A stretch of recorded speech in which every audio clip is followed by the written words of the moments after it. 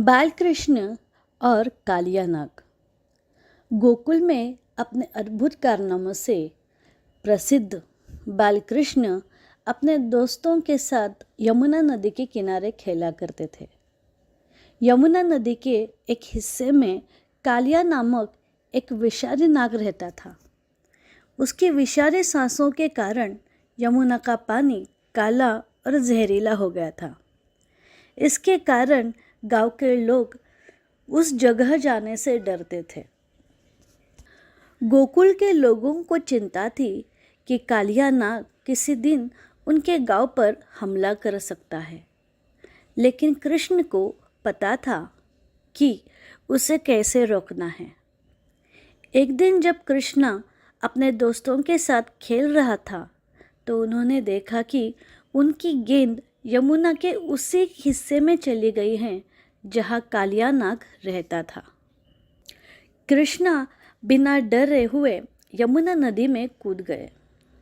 उनके दोस्त घबरा गए और गांव में जाकर सबको बताने लगे, सुनो सुनो सुनो, कृष्णा यमुना नदी में कूद गया है, वहाँ जहरीला नाग है, उसे बचाने चलो।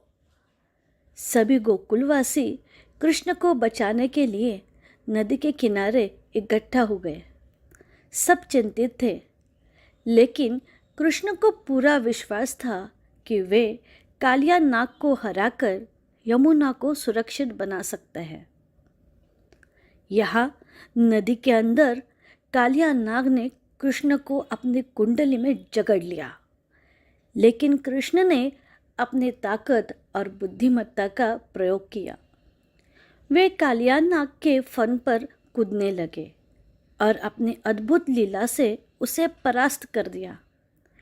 कृष्ण के पैरों के थाप से कालिया नाग थक गया और उसने हार मान ली।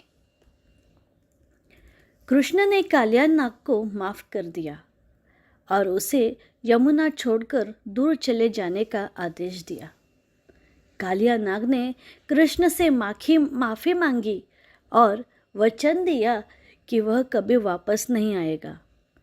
इसके बाद यमुना नदी फिर से साफ और स्वच्छ हो गई और गोकुल के लोग खुशी से नाचने लगे।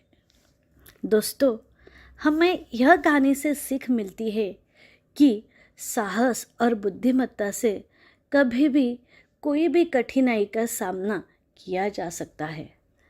कृष्ण की इसी लीला से हमें यह भी संदेश मिलता है कि हिंसा और बुराई का रास्ता छोड़कर शांति और प्रेम का मार्ग पर चलना चाहिए।